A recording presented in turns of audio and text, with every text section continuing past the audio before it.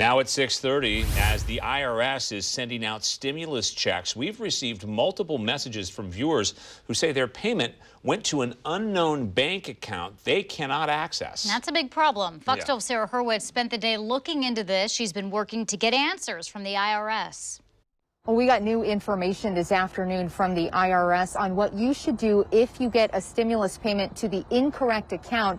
It does advise to apply for a recovery rebate credit. That's through your tax return this year if that happens.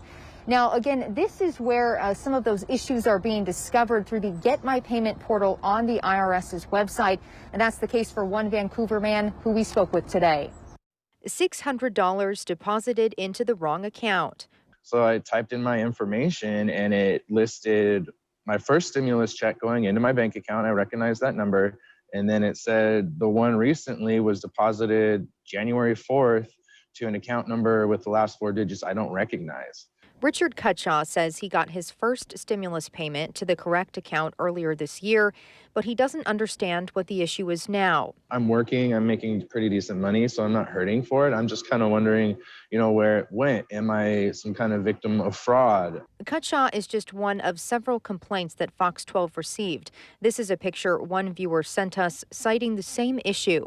Now, there are concerns about which tax filing system people used and if that is linked to the issue. On Twitter, H&R Block said it understands that stimulus checks in some cases were sent to a different account than the first stimulus payment last spring. H&R Block says the IRS determines where the second stimulus payments were sent, but it is offering help to past customers who see that the money was deposited into an account that they don't recognize.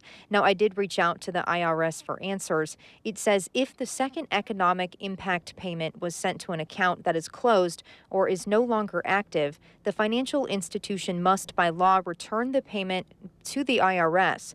They cannot hold and issue the payment to an individual when the account is no longer active. The IRS advises people that if they don't receive the full economic impact payment, they should file their 2020 tax return electronically and claim the recovery rebate credit on their tax return to get their payment and any refund as quickly as possible. Now, while the IRS provided help on what to do, it has not answered our questions about why these issues are happening.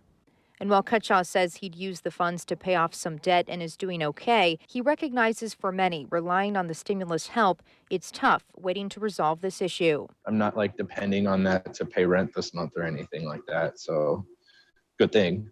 Other people probably are. I understand that, the government's probably a little busy. There's a lot of stuff going on, but maybe they should have dotted some I's and crossed some T's before they sent these checks out.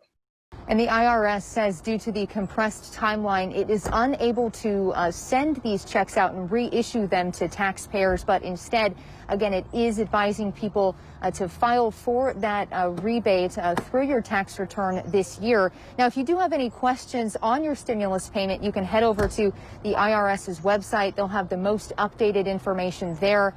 They do advise to do that rather than calling the agency. In Northwest Portland, Sarah Hurwitz, Fox 12 Oregon.